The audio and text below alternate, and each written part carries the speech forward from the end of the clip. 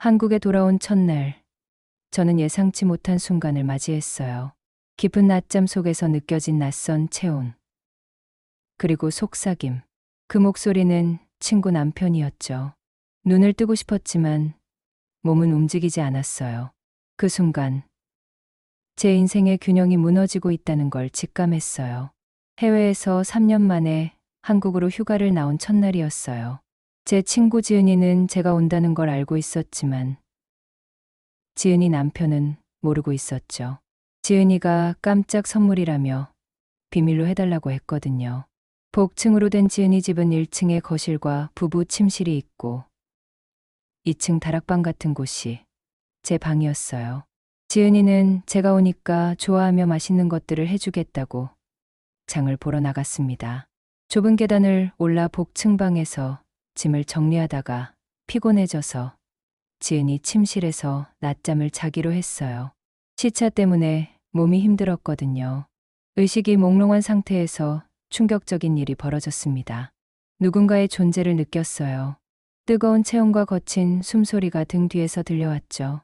그때 귓가에 스친 낮은 속삭임으로 오늘은 일찍 왔다는 말과 제가 예쁘다는 중얼거림이 들렸어요. 순간 몸이 얼어붙었습니다. 이 목소리는 지은이 남편이었어요. 그가 저를 지은이로 착각하고 있었던 거죠.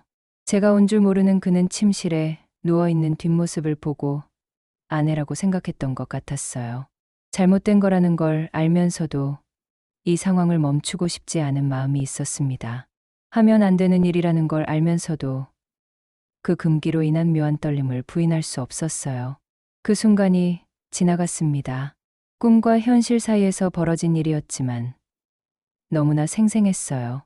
제가 경험해보지 못한 새로운 감각이었습니다. 모든 것이 끝나고 조용해졌습니다. 거친 숨소리만이 방 안을 가득 채웠고 저는 여전히 현실감을 되찾지 못했어요. 잠시 후 침대가 움직이는 소리가 났어요. 그가 일어나는 것 같았습니다. 저는 여전히 움직일 수 없었어요. 눈을 감고 잠든 척해야 했죠. 발소리가 점점 가까워졌어요. 침대 옆에서 잠시 멈춘 것 같았습니다. 그가 저를 보고 있는 걸까요? 숨소리조차 조절하며 깊게 잠든 척했어요.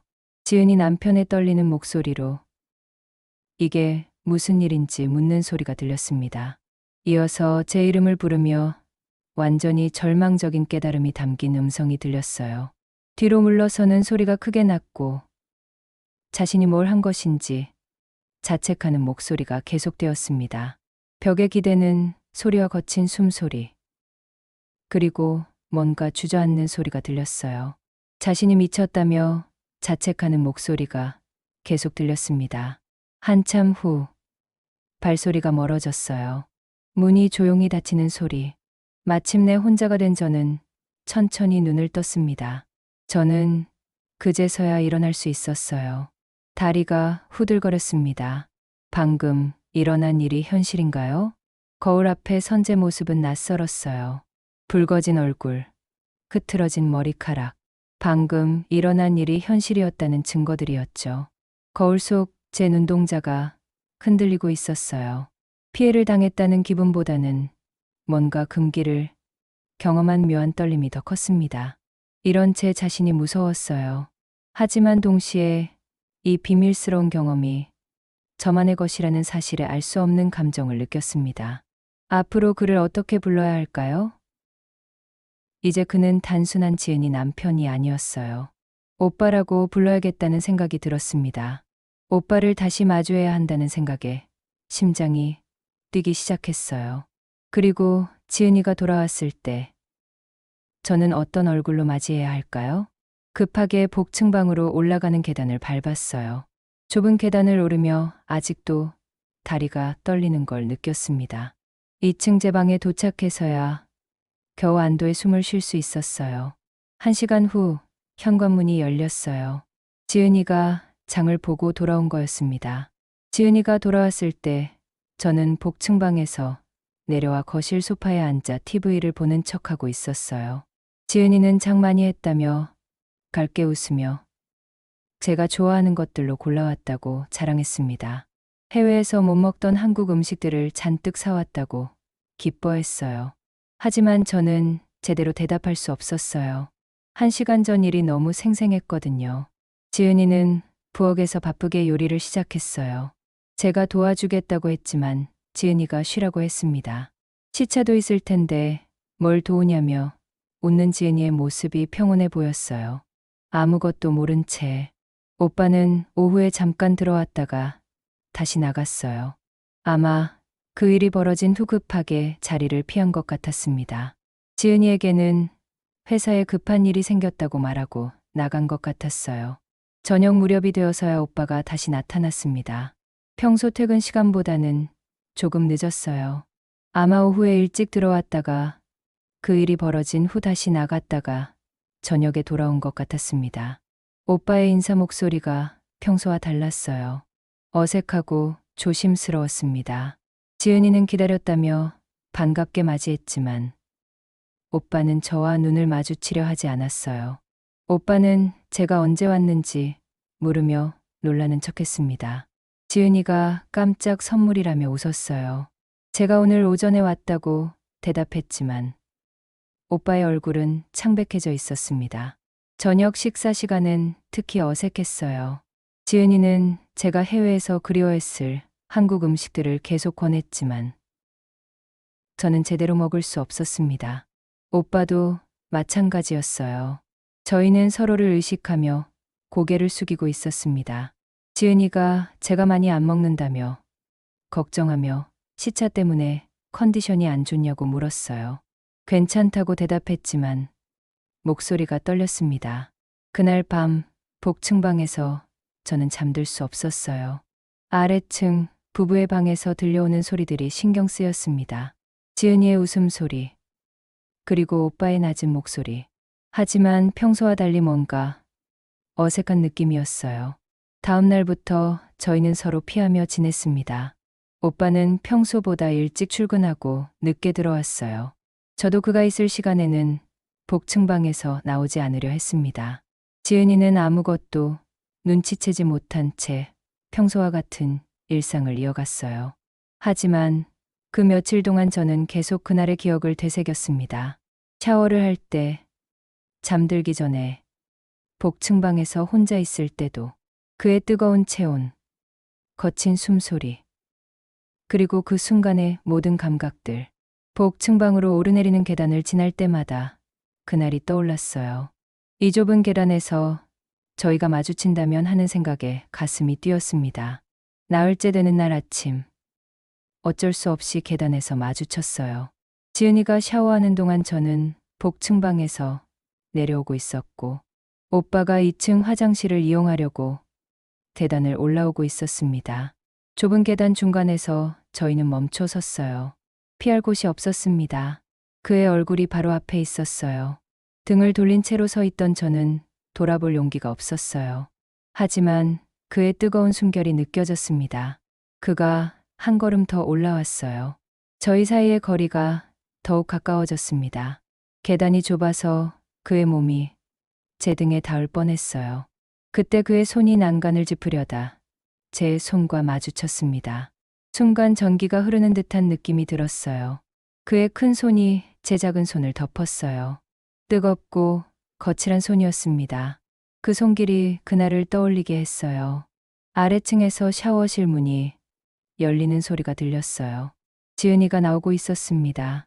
저희는 재빨리 손을 뗐어요. 저는 급하게 복층방으로 올라갔고 그는 아래로 내려갔습니다. 지은이가 무슨 소리냐고 묻는 소리와 계단 소리가 났다고 대답하는 오빠의 목소리도 들렸어요. 복층방에 도착한 저는 가슴을 쓸어내렸습니다. 방금 전 그와의 접촉에서 느낀 떨림이 아직도 온몸에 남아 있었어요. 단 몇 초의 손길만으로도 그날의 모든 감각이 되살아났습니다. 그날 밤, 저는 잠들 수 없었어요. 계속해서 그의 손길이 떠올랐습니다. 멈춰야 하는데 자꾸만 그 순간들이 머릿속을 맴돌았어요. 이런 제 자신이 이상했어요. 피해를 당했다는 생각은 전혀 들지 않았습니다. 오히려 그 금기적인 경험에 대한 복잡한 감정이 자꾸 올라왔어요. 일주일이 지나자 지은이가 뭔가 이상하다는 듯한 표정을 짓기 시작했어요. 지은이는 거실에서 TV를 보면서 요즘 집안 분위기가 좀 이상하지 않냐고 물었습니다. 지은이의 시선은 제 얼굴에 머물러 있었어요. 제가 무슨 말이냐고 최대한 자연스럽게 대답하려 했어요. 지은이는 오빠가 요즘 너무 조용하다고 관찰했습니다. 그리고 저도 뭔가 달라졌다고 지적했어요. 지은이가 저를 자세히 살펴봤습니다. 심장이 쿵 떨어졌어요. 혹시 눈치챈 걸까요? 지은이는 제가 달라진 게 뭔지 묻자 예뻐졌다고 해야 하나, 아니면 뭔가 어른스러워졌다고 해야 하나 하며 분석했어요. 해외 생활이 날 성숙하게 만든 것 같다고 했습니다. 하지만 오빠는 오히려 더 어두워진 것 같다는 대조적 관찰을 했어요. 저는 TV 화면에 시선을 고정했어요. 하지만 화면에 뭐가 나오는지 전혀 알 수 없었습니다. 제가 그냥 새로운 환경이라 그런 거 아니냐고 변명했어요. 해외에서 오래 살다가 한국에 와서 적응하는 거라고. 지은이는 그럴까 하면서도 의심스러운 표정을 지었습니다. 그리고 저희 둘이 요즘 서로 피하는 것 같다는 예리한 관찰을 했어요. 제가 그런 거 없다고 너무 빨리 대답했습니다. 오히려 의심을 샀을 것 같았어요. 지은이의 눈이 날카로워지며 정말이냐고 물었습니다. 그때 현관문이 열리는 소리가 들렸어요. 오빠가 돌아온 거였습니다. 오빠는 평소보다 더 낮고 조심스러운 목소리로 인사했어요. 지은이의 밝은 인사와 오늘 회사에서 힘든 일이 있었냐는 질문에 그냥 좀 피곤하다고 대답했습니다. 거실로 들어왔을 때 그의 시선이 잠시 저와 마주쳤지만 곧 시선을 피했어요. 지은이는 오빠가 요즘 너무 피곤해 보인다며 어깨를 주물러주면서 무슨 일 있는 거 아니냐고 질문했습니다. 오빠는 없다고, 정말 괜찮다고 대답했어요. 하지만 오빠의 표정은 전혀 괜찮아 보이지 않았어요. 눈 밑에 그림자가 짙었고 얼굴도 야위어 보였습니다. 지은이는 제가 요즘 이상하고 오빠도 이상하다며 중얼거렸어요. 뭔가 있는 거 맞지 않냐며 추궁했습니다. 순간 공기가 얼어붙었어요. 오빠와 제가 동시에 긴장한 것을 지은이가 눈치챘을 수도 있었습니다. 제가 정말 아무것도 없다며 애써 웃으며 말했어요. 지은이는 그래. 그럼 됐다며 웃었습니다. 하지만 의심스러운 표정은 여전했어요. 그날 저녁 식사 시간은 특히 어색했습니다. 지은이가 계속 저희를 번갈아 가며 바라봤어요. 마치 뭔가를 찾으려는 것 같았습니다. 지은이는 갑자기 제가 복층방에서 잘 지내고 있냐고 물었어요. 편하다고 대답했습니다. 그런데 지은이는 요즘 계단 소리가 자주 들린다고 관찰했어요. 밤에도 가끔 오르내리는 소리가 난다고 지적했습니다. 제가 화장실 가려고 그런 거라고 했지만 지은이의 눈이 의심스러워 보였어요. 해외에서 살 때와 생활 패턴이 달라서 그런 것 같다고 덧붙였습니다. 지은이는 혹시 불편한 거 있으면 1층 소파에서 자도 된다고 제안했습니다. 저는 아니에요. 괜찮다고 급하게 대답했어요. 그날 밤 복층방에서 저는 지은이의 말이 계속 머릿속을 맴돌았어요. 정말로 제가 계단을 오르내리는 소리가 신경 쓰였던 걸까요? 거울을 보니 정말로 예전과는 다른 모습이었어요. 눈빛이 달라져 있었습니다. 뭔가 알고 있는 듯한, 비밀을 간직한 듯한 눈빛. 그 하나의 경험이 저를 완전히 바꿔놓았어요. 오빠를 보는 시선, 그의 목소리를 들을 때의 반응, 그리고 그와 같은 공간에 있을 때의 긴장감. 모든 것이 달라져 있었습니다. 지은이의 의심이 커질수록 저는 더욱 대담해졌어요. 위험한 상황이 저에게 묘한 긴장감을 안겨주었습니다. 어느 날 오후 지은이가 회사 동료들과 급작스럽게 저녁 약속이 생겼다며 나갔어요. 늦게 들어올 거라는 말을 남기고 저는 복층방에서 기다렸습니다. 이번에는 우연이 아니었어요. 완전히 계획적이었습니다. 오후 6시쯤 아래층에서 현관문이 열리는 소리가 들렸어요. 오빠가 돌아온 거였습니다. 복층방에서 아래를 내려다보니 오빠가 거실에 서 있었어요. 그가 고개를 들어 위를 바라봤을 때 저는 이미 계단 입구에 서 있었습니다. 저희 눈이 마주쳤어요. 이번에는 제가 먼저 움직였습니다. 천천히 계단을 내려가기 시작했어요. 한 걸음씩 내려갈 때마다 의도적으로 움직였습니다. 그의 시선이 제 움직임을 따라오는 것을 느낄 수 있었어요. 계단 중간쯤에서 멈췄어요. 그리고 그를 내려다봤습니다. 그의 얼굴이 긴장으로 굳어 있었어요. 제가 지은이는 어디 갔냐고 물었지만 이미 알고 있을 거라는 확신이 있었어요. 오빠가 저녁 약속으로 나갔다고 대답했습니다. 제가 언제 들어오냐고 묻자 그는 늦을 것 같다고 답했어요. 그리고 저는 한 걸음 더 내려갔습니다. 침묵이 흘렸어요. 하지만 이번에는 어색한 침묵이 아니었습니다. 무언가 흐르는 듯한 긴장감이 가득한 침묵이었어요. 그가 계단 아래에서 망설이고 있었어요. 올라와야 할지 말아야 할지. 저는 결정을 내렸습니다. 더 내려가기 시작했어요. 한 걸음, 또 한 걸음.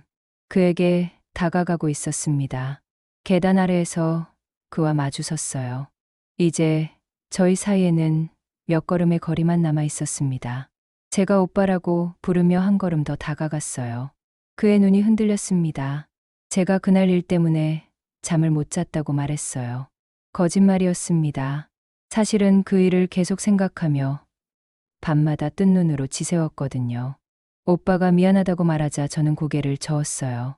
미안할 것 없다고, 오히려, 하며 말을 멈췄습니다. 오빠가 오히려 뭐냐고 묻자 저는 용기를 냈어요. 제가 그 순간이 계속 떠오른다고, 잊을 수가 없다고 솔직하게 말했습니다. 그 순간 그의 눈빛이 완전히 달라졌어요.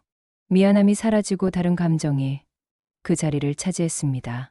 오빠가 정말이냐고 속삭이자 저는 고개를 끄덕였어요.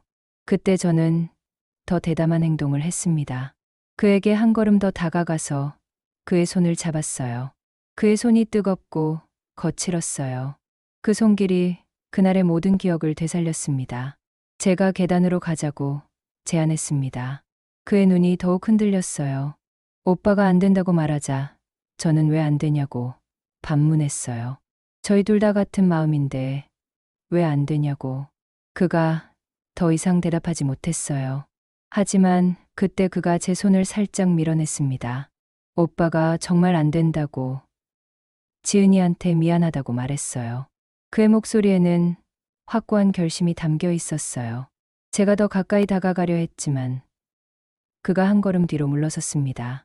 오빠가 그날 일은 정말 실수였다고, 다시는 그런 일이 있어서는 안 된다고 단호하게 말했어요. 오빠의 단호한 거절에 저는 할 말을 잃었어요. 그 순간 현관문이 열리는 소리가 들렸습니다. 지은이가 예상보다 일찍 돌아온 거였어요. 저희는 재빨리 떨어져 섰습니다. 저는 급하게 복층방으로 올라갔고 오빠는 자연스럽게 거실로 향했어요. 지은이의 목소리가 들렸어요. 어느 일찍 들어왔네 하며 약속이 일찍 끝났다고 오빠가 대답하는 소리도 들렸습니다.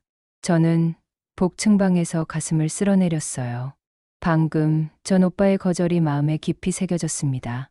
상처받았지만 동시에 그의 도덕적 판단을 이해할 수 있었어요. 그날 밤 저는 오빠의 거절이 계속 머릿속을 맴돌았습니다. 상처받았지만 동시에 그의 올바른 선택을 존중할 수밖에 없었어요. 하지만 완전히 포기할 수는 없었습니다.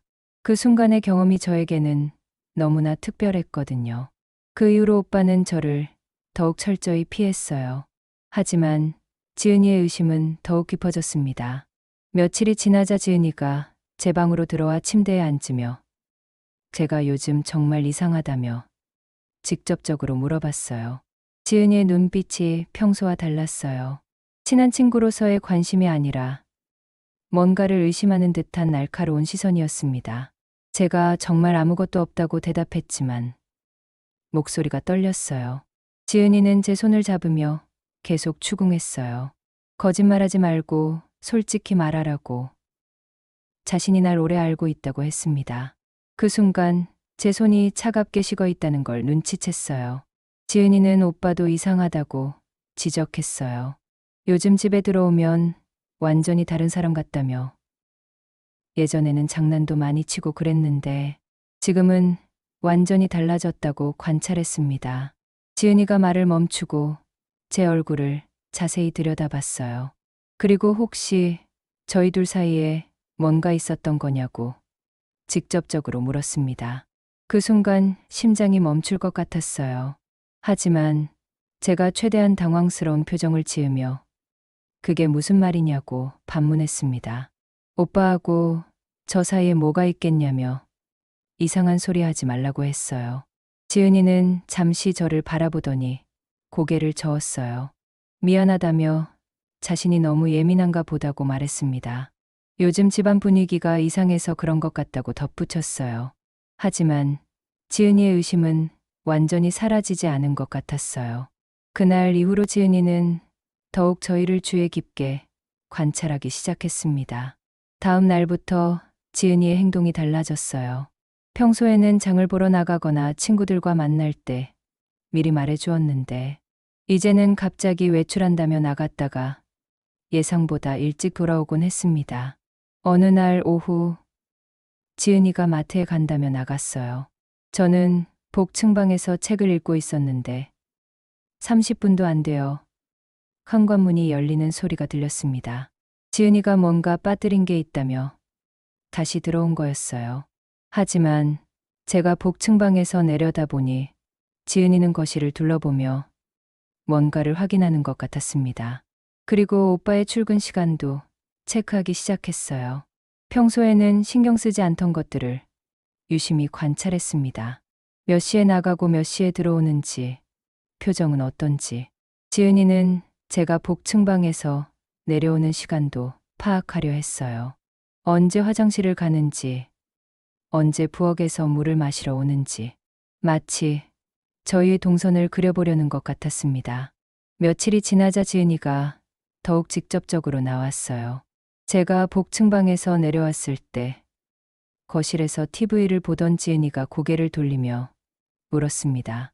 오빠가 집에 있을 때 제가 자주 아래로 내려오는 것 같다는 관찰이었어요. 우연의 일치인지 아니면 다른 이유가 있는지 궁금하다고 했습니다. 제가 그냥 우연이라고 대답했지만 지은이의 눈빛은 의심으로 가득했어요.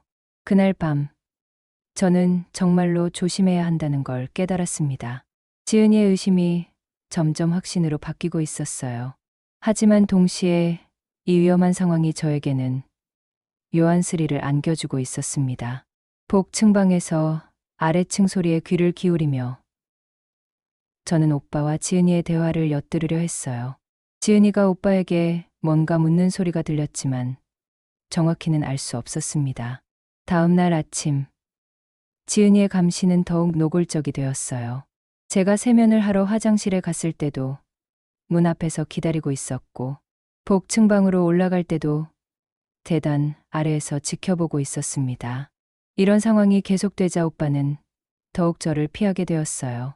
제가 있는 공간에는 아예 오지 않으려 했고 어쩔 수 없이 마주쳐야 할 때는 고개도 제대로 들지 못했습니다.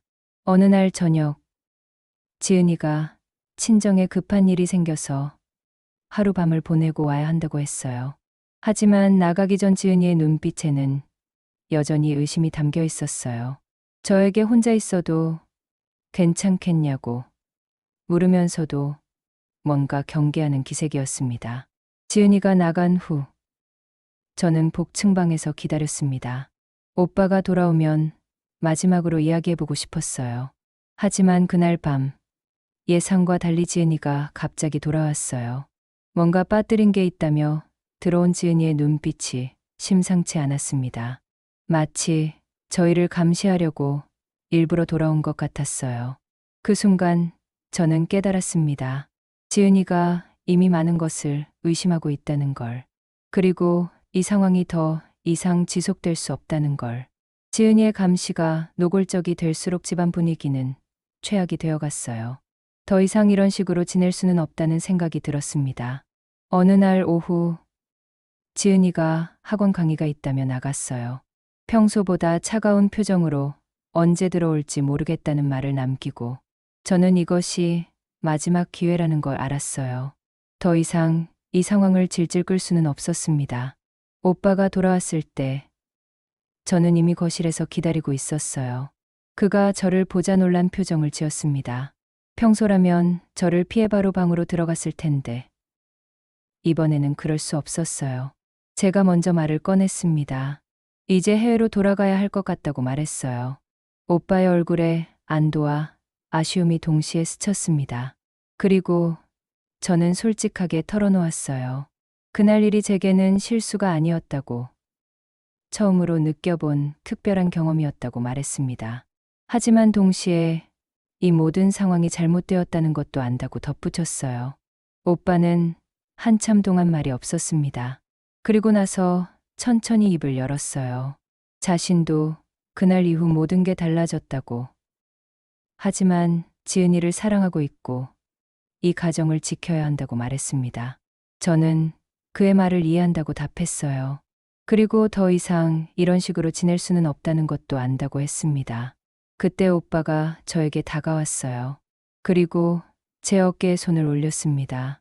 미안하다고, 그리고 고맙다고 말했어요. 제가 성숙하게 받아들여줘서 고맙다고. 저는 그의 손을 잡았어요. 마지막으로 한 번만 안아달라고 부탁했습니다. 오빠는 잠시 망설이더니 저를 조심스럽게 안아주었어요. 그 포옹 속에서 저는 이 모든 감정을 정리했습니다. 금기에 대한 호기심, 어른이 되고 싶었던 조급함, 그리고 진짜 사랑과 일시적 감정의 차이까지. 포옹을 끝내고 저희는 서로를 바라봤어요. 더 이상 어색하지 않았습니다. 서로를 이해하고 받아들인 마음이 전해졌어요. 제가 내일 비행기표를 예약하겠다고 말했습니다. 오빠는 고개를 끄덕였어요. 그리고 좋은 추억으로 남겨두자고, 서로에게 상처가 되지 않도록 하자고 말했습니다. 그날 밤 복층방에서 저는 짐을 정리하기 시작했어요. 한국에서의 이 몇 주간이 저를 완전히 다른 사람으로 만들어 놓았다는 걸 느낄 수 있었습니다. 거울을 보니 떠날 때와는 다른 눈빛을 가진 제가 있었어요. 더 이상 소녀가 아닌 뭔가를 경험하고 깨달은 여자의 눈빛이었습니다. 다음 날 아침, 지은이에게 급하게 해외로 돌아가야 한다고 말했어요. 회사에서 급한 프로젝트가 생겼다는 핑계를 댔습니다. 지은이는 아쉬워했지만 동시에 안도하는 기색도 보였어요. 아마 마음 한편으로는 제가 떠나는 게 다행이라고 생각했을 것입니다. 공항으로 떠나는 택시 안에서 저는 이 집을 다시 한번 바라봤어요. 복층방 창문이 보였고 그 좁은 계단이 떠올랐습니다. 그리고 그 모든 순간들이, 비행기가 이륙하면서 저는 새로운 다짐을 했어요. 이 경험을 통해 배운 것들을 잊지 않겠다고. 그리고 진짜 사랑과 일시적 감정을 구분할 줄 아는 어른이 되겠다고. 창밖으로 점점 작아지는 한국 땅을 바라보며 저는 이번 여행이 단순한 휴가가 아니라 인생의 중요한 전환점이었다는 걸 깨달았습니다. 금기를 경험하고 그것을 성숙하게 마무리할 수 있었던 소중한 시간이었어요.